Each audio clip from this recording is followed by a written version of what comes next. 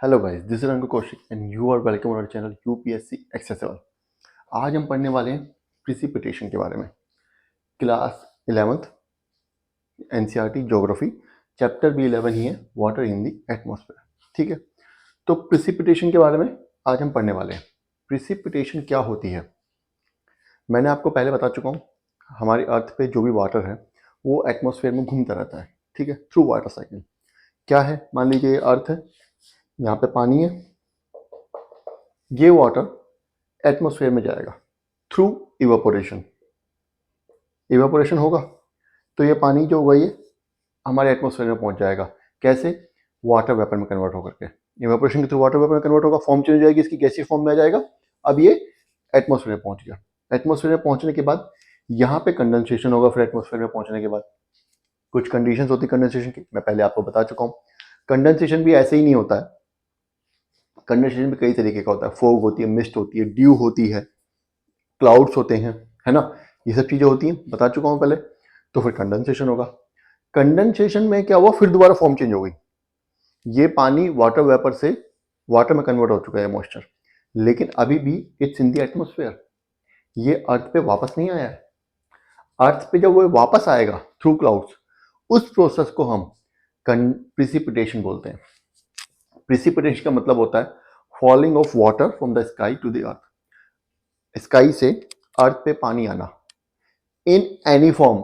It could be either in liquid और solid form. Liquid form में भी पानी आ सकता है और सॉलिड फॉर्म में भी आ सकता है वापस।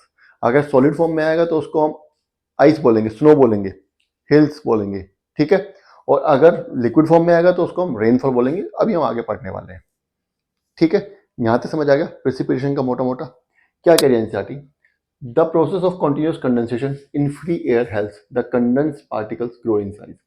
हमने क्या पढ़ा था कि हवा, अभी सिर्फ क्लाउड्स के बारे में बात करते हैं।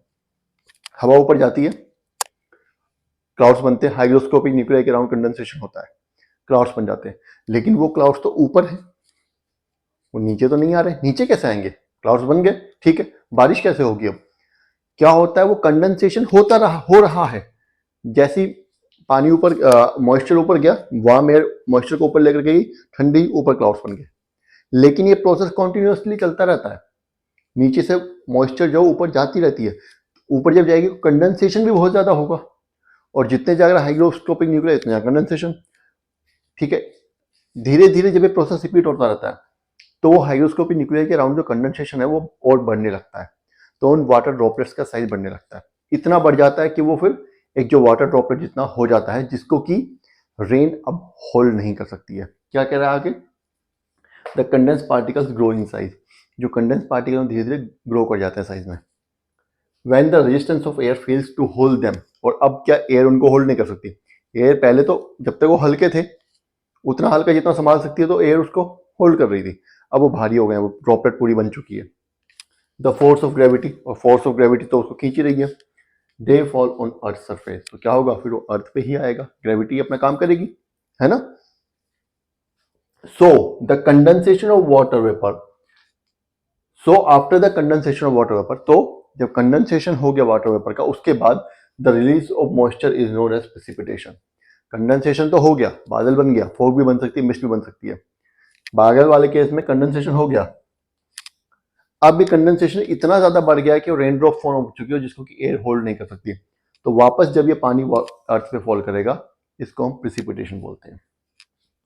It may take place in liquid और solid form. Precipitation liquid form में भी हो सकती है और सॉलिड फॉर्म में भी हो सकती है। ऑब्वियस सी बात है, गैसियस फॉर्म में तो होगी नहीं। गैसियस फॉर्म में तो वाटर वेपर दोबारा वाटर वेपर में तो कन्वर्ट होगा नहीं। या जो कंडेंसेशन हुआ है पानी, वाटर ड्रॉपलेट जो बनी, वो दोबारा वाटर वेपर में बिना हीट के कैसे कन्वर्ट हो जाएगी, है ना। तो ठीक है, या हो भी गई तो वापस अर्थ पे तो आएगी नहीं। तो जब वो पानी वापस अर्थ पे आता है, इधर इन लिक्विड फॉर्म और सॉलिड फॉर्म, तो हम उसको प्रेसिपिटेशन बोलते हैं। यहां तक क्लियर हो गया? चलिए अब आगे बढ़ते हैं।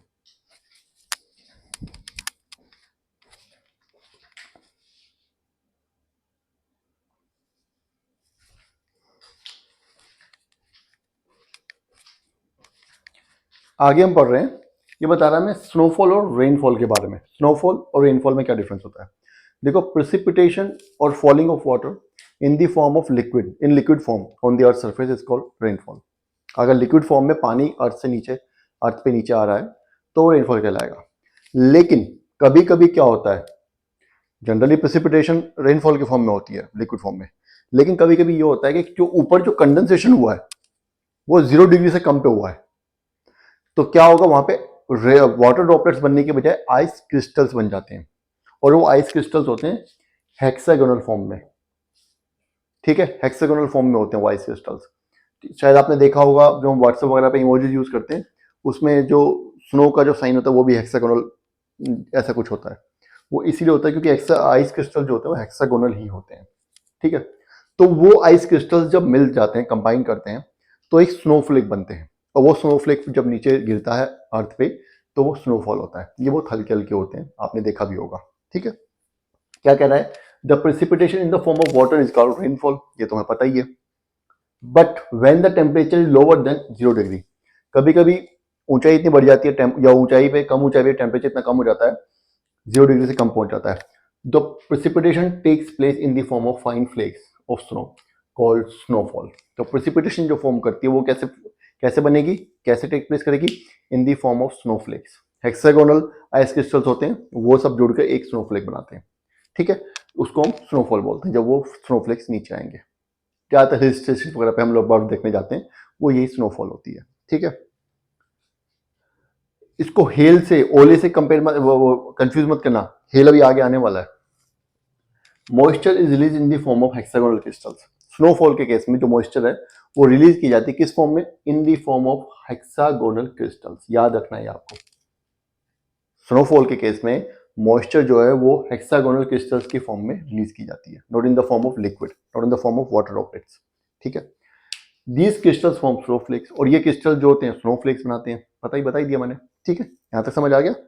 अब आगे बढ़ते हैं। अब एक चीज और बता रहे हैं यहाँ पे कि ये दो चीज तो हो गई, इसमें मतलब वाटर की 3 फॉर्म होती हैं। एक फॉर्म में तो ऊपर जाएगा water vapour, liquid gaseous form में तो वाटर एटमोस्फेयर में जाएगा, वहां से जब कंडेंस होकर वापस आएगा 2 फॉर्म में नीचे आएगा, रेनफॉल और स्नोफॉल की फॉर्म में। ठीक है, लिक्विड में आएगा तो रेनफॉल, सॉलिड में आएगा तो स्नोफॉल। लेकिन बात यहीं खत्म नहीं होती है, इन दोनों के अलावा भी 2 कैटेगरीज हैं, वो है हमारी स्लीट और हेल। रेनफॉल और स्नोफॉल के अलावा 2 कैटेगरीज और हैं, उनको हम स्लीट और हेल बोलते हैं। क्या फर्क होता है स्लीट और हेल में? Besides rain and snow the other forms of precipitation are sleet and hail, though the latter are limited in occurrence and are sporadic in both time and space. Rainfall और snow के अलावा भी 2 categories और हैं, water की जो अर्थ पे आने का जो प्रोसेस है उसमें 2 कैटेगरीज और हैं। हालांकि ये दोनों जो हैं ये बिल्कुल बहुत ही, मतलब क्या क्या कहते हैं कि बहुत ही इरेगुलर होती हैं इन बोथ टाइम एंड स्पेस। इसका मतलब क्या, sporadic in time and space, ये बहुत ही लिमिटेड होती है। पहली बात तो ऐसा कभी कभी होता है, स्लीट और हेल कभी कभी होती है, हमेशा नहीं होती। और sporadic in time and space का मतलब कि ऐसा नहीं है कि लास्ट टाइम अगर मई में कहीं पे 2023 में, मतलब अभी 2024 चल रहा है, दो एग्जांपल देता हूँ, अगर ये अगस्त चल रहा है, अगस्त 2023 में अगर कहीं पे इस एरिया में हेलिंग हुई थी या ओले पड़े थे, तो अब की बार भी पड़ना चाहिए, नहीं ऐसा नहीं है। जरूरी नहीं अगस्त में ही पड़े, और जरूरी नहीं है अगस्त में यहीं पे पड़े, कहीं और भी पढ़ सकते हैं। ठीक है, जरूरी नहीं इस जगह पे इस साल भी पढ़े, अगर पिछले साल पढ़े हैं तो किसी जगह पे हेल पढ़ना है या नहीं पढ़ना है वो डिपेंड करते, वो प्लेस ना उस जगह से कोई लेना देना है ना प्लेस का कोई लेना देना, वो अपनी कभी भी कंडीशन ऐसी बनती है तो कहीं भी हो सकते हैं दोनों चीजें। ठीक है, क्या होती हैं ये, इनको डिटेल में हम दोनों को अलग अलग, स्लीट क्या और हेल में क्या डिफरेंस होता है, ये हम अलग अलग अब पढ़ने वाले हैं इसी वीडियो में। ठीक है, तो अगला टॉपिक यही है, चलते हैं बढ़ते हैं आगे की तरफ।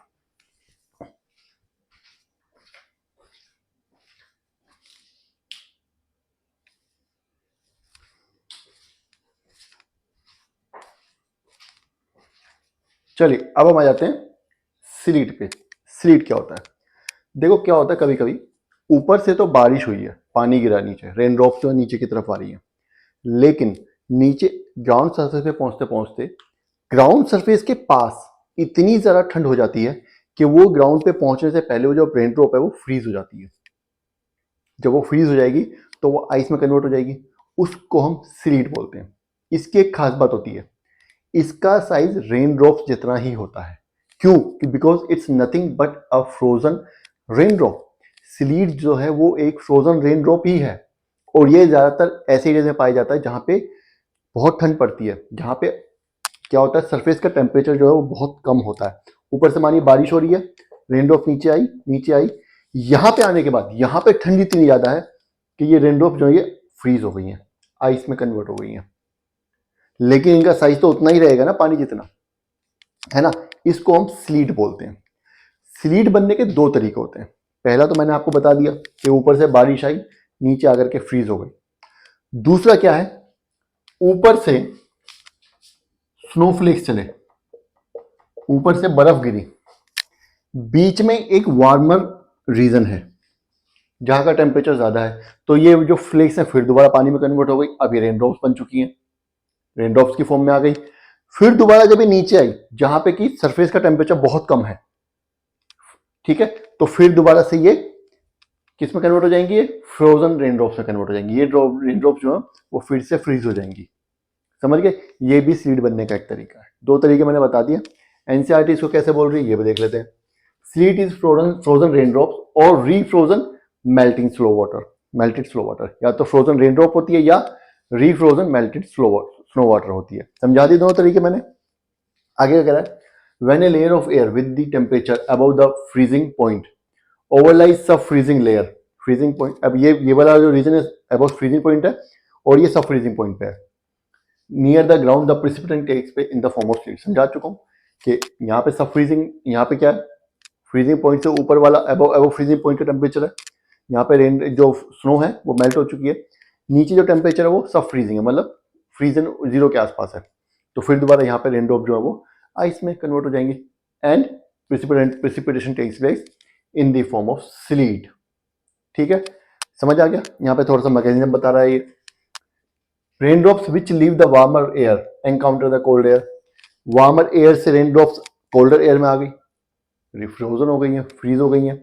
As a result they solidify, as a result वो फिर दोबारा सोलिडिफाइड हो गई। सोलिडिफाई होने का मतलब आइस में कन्वर्ट हो जाना।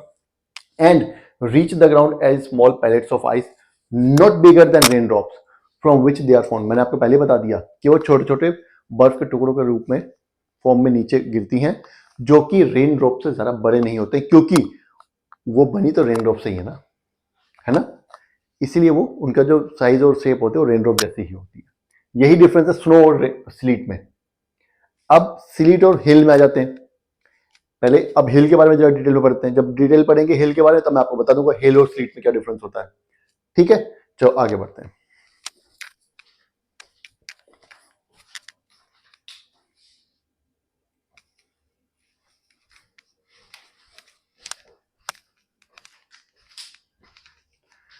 चलिए अब हिल स्टोन्स की बात भी कर लेते हैं। क्या होता है हिल स्टोन्स में, कभी कभी क्या होता है, जैसे मान लीजिए बादल है, रेन ड्रॉप कंडेंसेशन हुआ, वो कंडेंसेशन बढ़ने लगा तो रेन ड्रॉप फॉर्म हो गई। अब उस रेन ड्रॉप को एयर जो संभाल नहीं पा रही है, तो रेन ड्रॉप ग्रेविटी की वजह से अर्थ की तरफ आने लगी। यहाँ तक समझ आ गया, इसको प्रेसिपिटेशन बोलते हैं। यहाँ तक सब कुछ ऐसा ही है। लेकिन जैसे ही बादलों से वो रेन ड्रॉप नीचे आने लगी, नीचे से एक वार्म एयर का अपड्राफ्ट आया, जो कि वार्म एयर ऊपर बह रही है। ठीक है, क्योंकि इसकी एनर्जी ज्यादा है, इसके पास ज्यादा उससे स्पीड से बह रही है, तो ये इस रेन ड्रॉप को फिर दोबारा ऊपर ले जाएगी। यहां पे ले जाएगी और ऊंचाई पे, तो फिर दोबारा टेम्परेचर कम होगा। और इस एयर के अंदर भी क्योंकि वार्मर एयर है, नीचे से आई है तो मॉइस्चर भी होगा। तो अब की बार क्या होगा, कंडेंसेशन जो होगा वो ऑलरेडी जो रेन ड्रॉप था वो क्या होगी, वो आइस में कन्वर्ट हो जाएगी वो रेन ड्रॉप। और इस एयर का जो मॉइस्चर है वो भी उस जो आइस फॉर्म हुआ है उसके चारों तरफ और ज्यादा कंडेंसेशन हो जाएगा। तो क्या होगा, एक लेयर और बन जाएगी। समझ आया। ऊपर आई, जब ये रेन आई ऊपर तो क्या हुआ, वो जो रेन ड्रॉप थी वो आइस में कन्वर्ट हो गई, सॉलिड फॉर्म में कन्वर्ट हो गई। ठीक है, वो हेलस्टोन बन गया। लेकिन क्योंकि इस एयर में भी मॉइस्चर है तो वो भी कंडेंस होगा, तो वो कंडेंसेशन उसी हेल के अराउंड हुआ। फिर दोबारा नीचे आई, फिर दोबारा हवा उसे ऊपर ले गई, क्योंकि ये बहुत तेज हवा ऊपर चल रही है, कन्वेक्शन करंट है, नीचे गर्मी पड़ रही है, सूरज जो है अपने सूर्य देवता अपना काम कर रहे हैं, गर्मी पड़ रही है, हवा ऊपर आ रही है गर्म होकर के, मॉइस्चर साथ लेके आ रही है। ये इस रेन ड्रॉप को फिर दोबारा दूसरी बार ऊपर लेकर गई, फिर वही हुआ।